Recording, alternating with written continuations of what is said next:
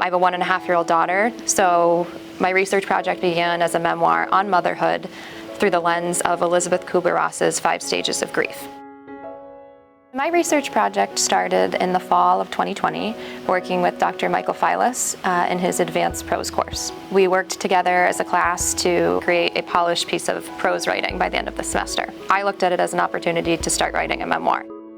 Dr. Filas came to me and mentioned the SURF program to see if I would be interested in expanding on that memoir through different elements of research. The 3 that I've really focused on are my relationship with my own mother, which has been far from perfect, popular culture portrayals of motherhood as well, and then I also did an interview component. I reached out to mothers both in my own circle and those that I've never met before to receive feedback on their experiences with new motherhood.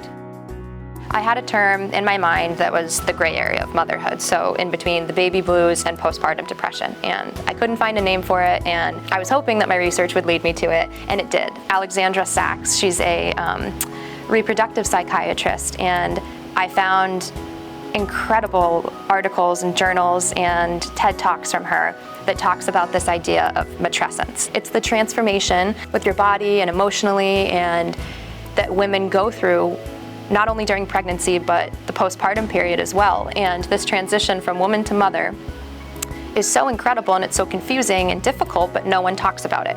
We have journals about adolescence and we understand why teenagers act the way that they do and why they act so irrationally or out of character, but we don't talk about motherhood like that and we don't talk about pregnancy like that.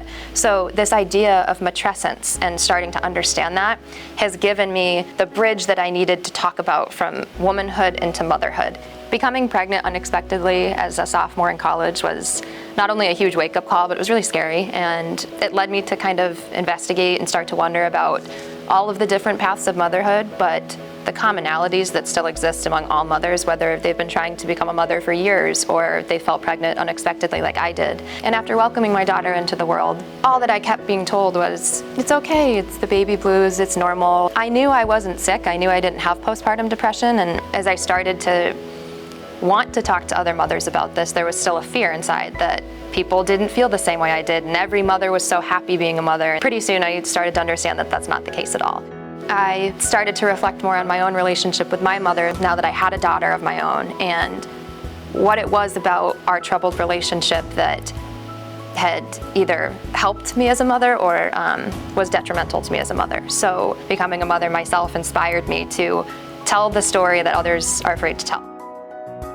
Kirka has helped me with this research immensely because having a young family and a partner who does work long days, it can be hard to have the funding and the opportunities and the time to be able to do things like this. When I finally had someone come to me and tell me that I had a talent for storytelling and I could be an analytical writer in the creative writing sense as well, it really just gave me that confidence I needed to want to research this and want to include my own element of storytelling with this analytical kind of nature that I've loved so much. And in research and doing that, I feel that I've been able to reach a broader audience than just telling my own story into motherhood.